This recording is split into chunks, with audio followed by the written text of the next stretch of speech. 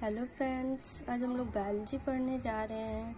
जैसा कि हम सभी सेल के बारे में जानते हैं, तो आज हम लोग सेल के बहुत से छोटे से पार्ट न्यूक्लियस के बारे में पढ़ने जा रहे हैं। आज का हमारा टॉपिक न्यूक्लियस है। जैसा कि हम सभी को पता है कि सेल के 3 मेन कंपोनेंट्स होते हैं, cell membrane, cytoplasm and nucleus. तो सेल मेम्ब्रेन जो होता है वो मेम्ब्रेन होता है जो कि सेल को प्रोटेक्ट करने का काम करता है। आउटर कवरिंग मेम्ब्रेन होता है लेयर, और जो साइटोप्लाज्म होता है वो फ्लूइड सेल के अंदर प्रेजेंट होता है, जो कि न्यूक्लियर मेम्ब्रेन और सेल मेम्ब्रेन के बीच में पाया जाता है। और न्यूक्लियस के बारे में आज हम लोग डीप में पढ़ने जा रहे हैं। तो चलिए हम लोग स्टार्ट करते हैं अपने टॉपिक को। जैसे कि आप लोग को न्यूक्लियस का स्ट्रक्चर यहाँ पे दिखाई दे रहा होगा, तो सबसे पहले हम लोग स्ट्रक्चर को समझ लेते हैं।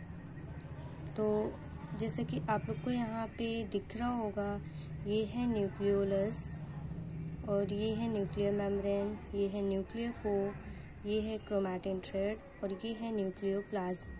तो चलिए हम लोग अपने टॉपिक को स्टार्ट करते हैं। सबसे पहले हम लोग जानेंगे कि न्यूक्लियस होता क्या है।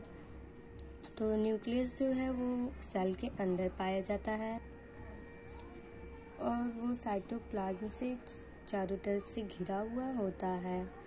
इस जैसे हमारे बॉडी को ब्रेन कंट्रोल करता है, वैसे ये पूरे सेल को कंट्रोल करता है, इसीलिए इसे ब्रेन ऑफ द सेल कहा जाता है। हमारे बॉडी में हमारे सेल में जितनी भी एक्टिविटीज़ होती हैं वो सभी न्यूक्लियस के द्वारा कंट्रोल की जाती हैं। और ये जो न्यूक्लियस है, माइक्रोस्कोप में हम लोग क्लियरली इसको देख सकते हैं, इसके सभी पार्ट्स को देख सकते हैं। और न्यूक्लियस को देखने के लिए इलेक्ट्रॉन माइक्रोस्कोप का यूज होता है।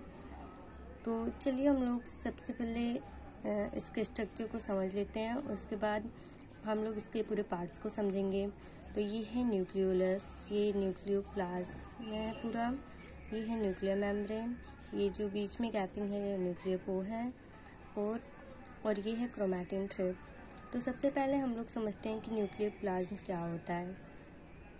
तो the fluid present in the nucleus, जो न्यूक्लियस में फ्लूइड पाए जाते हैं उसे न्यूक्लियोप्लाज्म कहते हैं, जो कि आप लोग को स्ट्रक्चर में यहाँ पे दिख रहा होगा।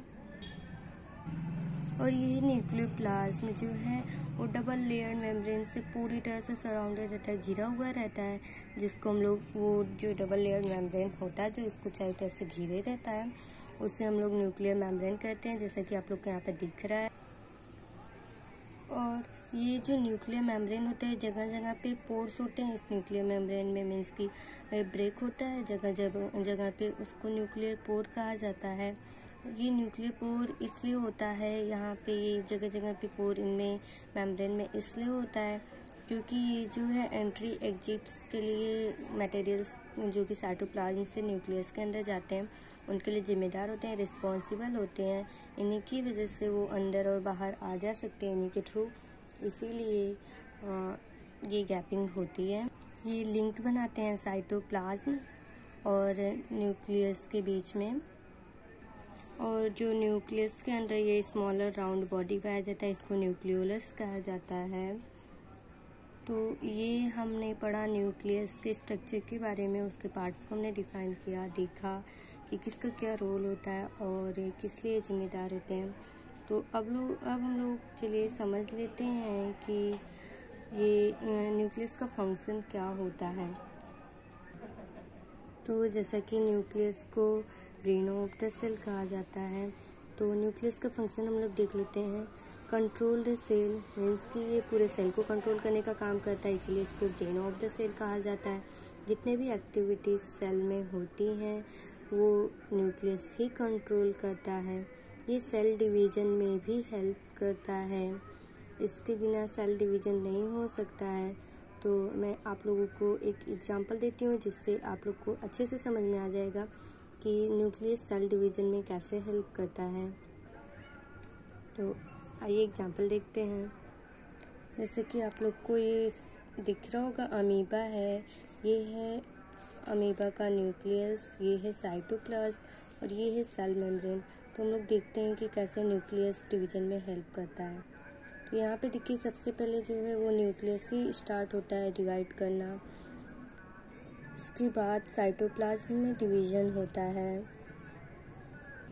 उसके बाद ये दोनों न्यूक्लियस डिवाइड हो जाते हैं और ये दो डॉटर सेल में डिवाइड हो जाता है अमीबा।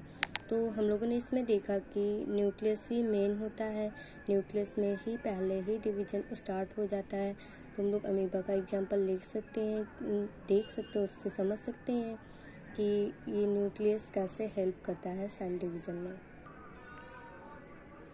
अभी हम लोग देखेंगे कि सेल को दो पार्ट में डिवाइड किया गया on the basis of organization of nucleus, nucleus के बनने के आधार पे। तो वो दो सेल में डिवाइड किया गया। दो तरीके के सेल होते हैं, प्रोकैरियोटिक, यूकैरियोटिक। तो सबसे पहले हम लोग देखेंगे कि प्रोकैरियोटिक सेल क्या होता है।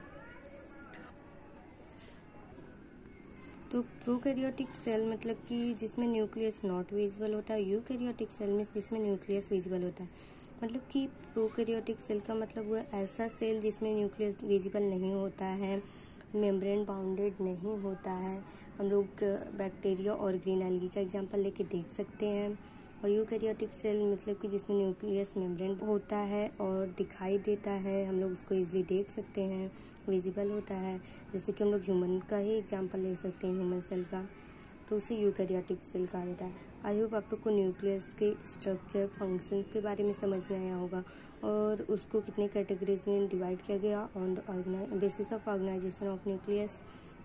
आई होप सब कुछ आप लोग को समझ में आ गया होगा। Thank you for watching.